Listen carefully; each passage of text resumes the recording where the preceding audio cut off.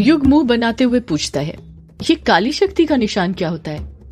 कछुआ युग के सवाल का जवाब देते हुए कहता है, काली शक्ति का निशान वो निशान होता है जो तब बनता है जब कोई काली शक्ति का यूज करता है। शालिनी तुरंत हड़बड़ाहट के साथ बोल पड़ती है, इसका मतलब ये हुआ कि अभिमन्यु ने काली शक्ति का यूज किया है, जिस कारण उसके सीने पर यह घाव आया है। कायर कुछ सोचते हुए कहता है, ये काली शक्ति क्या होती है? कछुआ जवाब देता है, जिस तरह देवताओं की दैवीय शक्ति होती है, उसी तरह असुरों, राक्षसों, डायनों, पिशाचों की काली शक्ति होती है जो गलत काम करके हासिल की जाती है। युग अभिमन्यु को घूरते हुए उससे पूछता है, तूने काली शक्ति का यूज कब किया था अभिमन्यु? अभिमन्यु सारे आरोपों को खारिज करते हुए कहता है, मैंने कोई काली शक्ति का यूज नहीं किया। युग पलटकर कुछ पूछता उससे पहले ही शालिनी पूछ बैठती है, अगर काली शक्ति का यूज नहीं किया अभिमन्यु, तो तुम्हारी बॉडी पर यह घाव कैसे आया?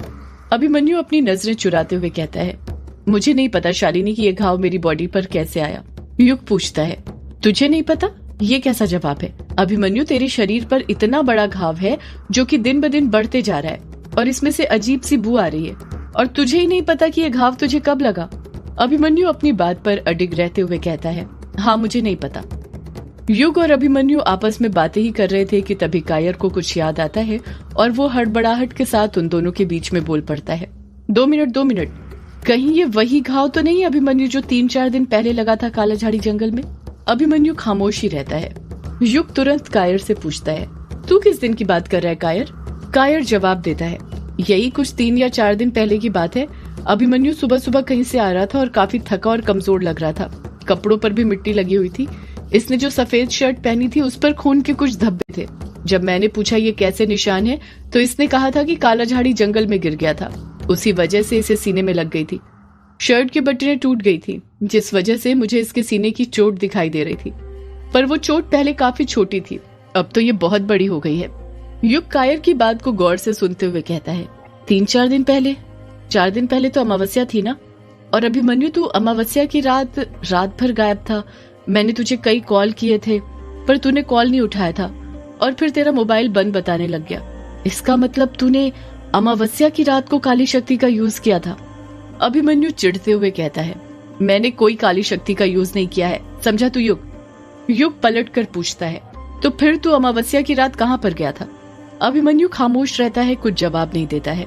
युग अभिमन्यु को एकटक नजर से देखते हुए कहता है, तेरी खामोशी मेरे सारे सवालों के जवाब दे रही है अभिमन्यु। बता, तूने काली शक्ति का यूज क्यों किया था?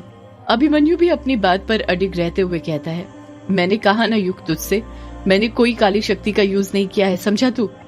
डायना बहुत देर से चुप थी और सारी बातें सुन रही थी, पर अब उससे और चुप नहीं रहा जाता और वो तुरंत युग और अभिमन्यु के बीच में बोल पड़ती है, अभी झूठ बोल रहा है। अभिमन्यु डायना को गुस्से के साथ घूरते हुए कहता है, डायना, तुम अपना मुंह बंद रखो, समझी? तुम हमारे बीच में दखल देने की कोशिश मत करो। डायना पलट कर कहती है, नहीं अभी, अब और नहीं, मुझे पता है तुमने किस काली शक्ति का यूज किया था और किस हथियार से। अभिमन्यु डायना को अपनी गुस्से से भरी आंखें दिखाते हुए कहता है, डायना, मैंने कहा अपना मुंह बंद रखो। डायना अभिमन्यु से डरती नहीं है, अपनी बात आगे जारी रखती है, क्योंकि वो अच्छे से जानती थी उसका ये सब करना बहुत जरूरी था, वरना अभिमन्यु की जान को खतरा था। लेकिन डायना आगे कुछ कहती उससे पहले ही युग पूछ बैठता है, अभिमन्यु ने किस हथियार से काली शक्ति का यूज किया था डायना? डायना तुरंत जवाब देती है, एकास्त्र से। युग हैरानी के साथ कहता है, क्या कहा? एकास्त्र से? पर एकास्त्र से काली शक्ति का यूज कैसे किया जा सकता है? वो तो दैवीय लकड़ियों से बनता है। डायना जवाब देती है, दैवीय लकड़ियों से तो उस हीरे की शक्ति को एक जगह एकत्रित किया जाता है, उसमें मुख्य शक्ति तो हरे हीरे की होती है, और भूलो मत, वो हरा हीरा महाडायन का था, और महाडायन काली शक्तियों की पुजारिन होती है। कछुआ बीच में बोल पड़ता है, और डायनों को शक्तियां बलियां देकर मिलती हैं, इसलिए वो काली शक्तियों की सबसे बड़ी पुजारिन होती है। कभी कभी तो अपनी साधनाएं पूरी करने के लिए वो अपने बच्चों की बलि भी दे देती है। कछुआ और डायना की बातें सुनकर सब लोग दंग रह गए थे, सिवाय अभिमन्यु के, जैसे उसे ये सब बातें पहले से ही पता हो। डायना अपनी बात आगे जारी रखते हुए कहती है, ये सब उस एकास्त्र के यूज करने के कारण ही हुआ है। अभी ने एकास्त्र ही यूज किया है। अभिमन्यु पलट कर कहता है, ये डायना झूठ बोल रही है। डायना कहती है, झूठ मैं नहीं, तुम बोल रहे हो। अगर तुम लोगों को मेरी बातों पर विश्वास ना हो तो अभिमन्यु के घाव को देखो, वो किसी चोटी की तरह दिखता है और चोटी का निशान डायनो का प्रतीक होती है। डायना की ये बात बोलते ही कछुआ तुरंत अभिमन्यु के पास जाता है और उसके निशान को गौर से देखने लग जाता है। कछुआ बड़ी मायूसी के साथ कहता है, डायना सच कह रही है, हर काली शक्ति का अलग निशान होता है और अभिमन्यु के सीने पर चोटी बनी है जो कि डायनो की काली शक्ति का निशान होता है। शालिनी बोलती है, इसका मतलब ये हुआ कि अभिमन्यु ने एकास्त्र का ही यूज किया था, पर कब और क्यों? अभिमन्यु खामोश रहता है। डायना फिर बोल पड़ती है, अभी ने सिर्फ एक बार नहीं बल्कि 2-3 बार एकास्त्र का यूज किया होगा, वरना सिर्फ एक बार से वो इतना गहरा घाव नहीं आता है। अभी एक आम इंसान है पर उस एकास्त्र में कई काली शक्तियां हैं जिस वजह से एकास्त्र उसको नुकसान पहुंचा रही है। वो काली शक्तियां अभिमन्यु के शरीर में अपनी जगह बना रही हैं। उसके अंदर डायन की शक्ति घुस रही है। उन काली शक्तियों से अभी बुरा इंसान बन सकता है, कुछ भी कर सकता है और किसी की बलि भी दे सकता है। अगर जल्द ही इसका उपाय नहीं किया गया तो अभी की जान को तो खतरा है ही, साथ में उसके आसपास जो भी रहते हैं उनको भी खतरा है। कायर डरते हुए कहता है, क्या कहा? जान को भी खतरा है? डायना हामी भरते हुए कहती है, हाँ कायर, सबकी जान को खतरा है। युग डायना से पूछता है, इन सब चीजों को रोकने का कोई उपाय डायना? डायना जवाब देती है, एक उपाय है युग, यदि अभी उस एकास्त्र को अपने आप से दूर कर दे तो ये सब रोका जा सकता है, अभी बच सकता है, वरना वो एकास्त्र को जितने दिन अपने पास रखेगा उसके अंदर की काली शक्तियां उस पर उतनी ही हावी होती जाएंगी, चाहे अब वो उस एकास्त्र का यूज करे या ना करे। अभी तुम उस हीरे के अंदर की महाडायन की शक्ति को जानते नहीं हो कि वो कितनी खतरनाक होती है। युग डायना की बात से सहमत होते हुए कहता है, डायना ठीक कह रही है अभिमन्यु, तू एकास्त्र को अपने आप से दूर कर दे, किसी को दे दे या फेंक दे उसे। डायना हड़बड़ाहट के साथ कहती है, अभी तुम वो एकास्त्र को मुझे दे दो। अभिमन्यु अपने गुस्से पर कंट्रोल करते हुए कहता है, तुम्हें दे दूं? पर क्यों डायना, क्या वो तुम्हें नुकसान नहीं पहुंचाएगा? डायना बड़ी चालाकी के साथ जवाब देती है, नहीं अभी, क्योंकि मैं उसका यूज ही नहीं करूंगी जैसे तुमने किया है, मैं उसे अपने पास बस संभाल कर रखूंगी। अभिमन्यु गुस्से के साथ कहता है, तुमने जो आज किया है ना डायना, अगर मैं मर भी जाऊं ना तब भी मैं तुम्हें वो एकास्त्र नहीं देने वाला, समझी तुम? डायना खामोश हो जाती है। अभिमन्यु अपनी बात आगे जारी रखते हुए कहता है, ये डायना झूठ बोल रही है युग, इसने जो भी बोला सब बकवास है, ऐसा कुछ नहीं है। युग कहता है, चल मान लिया अभिमन्यु की डायना की सारी बातें झूठी हैं, पर क्या तू बताएगा फिर ये घाव कैसा है? अभिमन्यु तुरंत कहता है, ये बस किसी चीज का रिएक्शन है और इसकी दवाई ले रहा हूँ मैं, और ये जल्द ठीक हो जाएगा। अगर तुझे मेरी बात पर यकीन ना हो तो तू अमोदिता से पूछ ले, उसी ने दवाई दी है इसकी।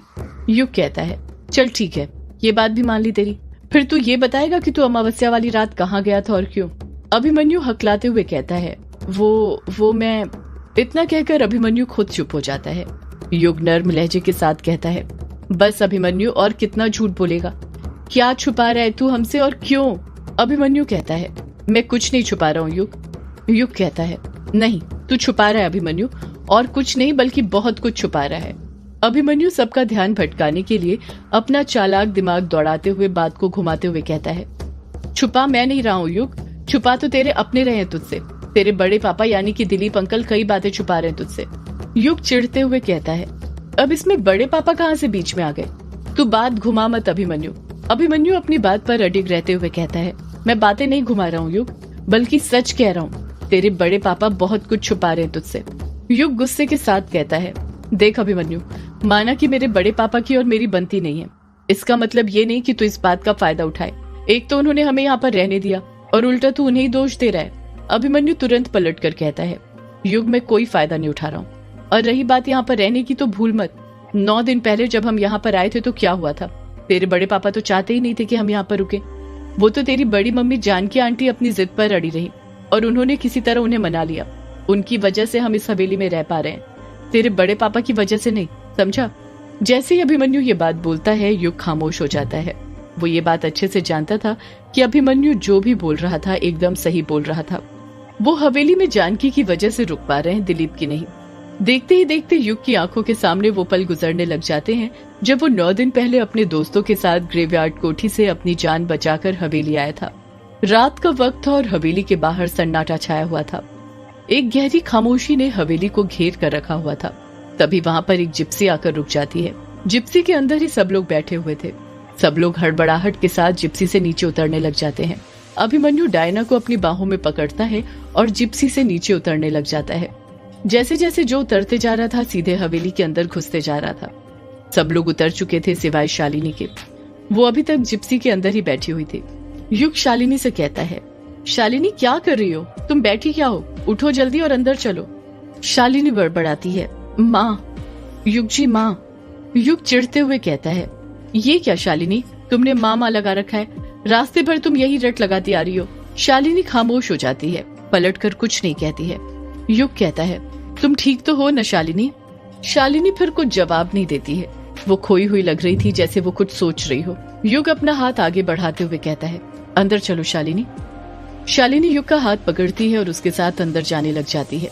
दिलीप हवेली के अंदर घुसते ही सब लोगों से चिल्लाते हुए पूछता है, वो क्या बला थी? कौन सी बला थी वो? हवेली के अंदर अचानक हलचल होने लग गई थी, जिस कारण सभी की नींद खुल जाती है। दिलीप के सवाल का कोई कुछ जवाब देता उससे पहले ही वहां पर जानकी आ जाती है। जानकी जैसे ही वहां पर आती है, उसकी नजर जब युग पर पड़ती है तो वो युग से पूछती है, युग बेटा, तुम यहाँ इतनी रात को, सब ठीक तो है? जानकी की तबीयत खराब थी, जो कि उसकी आवाज से ही समझ में आ रहा था। दिलीप जानकी से कहता है, तुम क्यों उठ गई जानकी? तुम अपने कमरे में जाओ, आराम करो, मैं तुम्हें सुबह सब बताता हूँ। जानकी घबराते हुए कहती है, नहीं नहीं, मैं नहीं जाऊंगी। आज सुबह से ही मेरा जी बहुत मचल रहा था, अब पता चला क्यों। जानकी युग को छूते हुए कहती है, युग बेटा, तुम ठीक तो हो ना? युग बड़े प्यार से जवाब देता है, हाँ बड़ी माँ, मैं ठीक हूँ। युग और जानकी बातें कर ही रहे थे कि वहां पर अमोदिता और रजनी भी आ जाती हैं। अमोदिता इतनी रात में सबको वहां देखकर हैरान हो जाती है और मन ही मन सोचने लग जाती है, आखिर ये सब चल क्या रहा है? ये सब एक साथ, वो भी यहाँ पर इतनी रात को? रजनी मन में सोचती है, नालायक लड़की, ये दिलीप अपने ही सामने तो उस यक्षिणी को मारने निकला था ना। जरूर ग्रेवयार्ड कोठी के अंदर कुछ ना कुछ कांड हुआ है, तभी ये लोग यहाँ पर आए हैं। कछुआ सौदाया था, जिस कारण उसने भी अमोदिता और रजनी के मन की बात सुन ली थी। वो उन दोनों को घूरने लग जाता है, पर कहता कुछ नहीं। वंदना भी वहां पर आ जाती है और पागल का नाटक करते हुए अपनी जुल्फों से खेलने लग जाती है। हवेली में वापस से खामोशी छा जाती है। जानकी रोते हुए कहती है, तुम लोग मुझे कुछ बताते क्यों नहीं कि आखिर हुआ क्या है? कोई कुछ नहीं कहता है। जानकी युग से पूछती है, तेरे बड़े पापा तो मुझे कुछ नहीं बताएंगे, तू ही बता, क्या हुआ है युग बेटा? सदियों से है पुरानी ये है यक्षिणी की कहानी। यक्षिणी एक आग है, यक्षिणी तेरा ख्वाब है।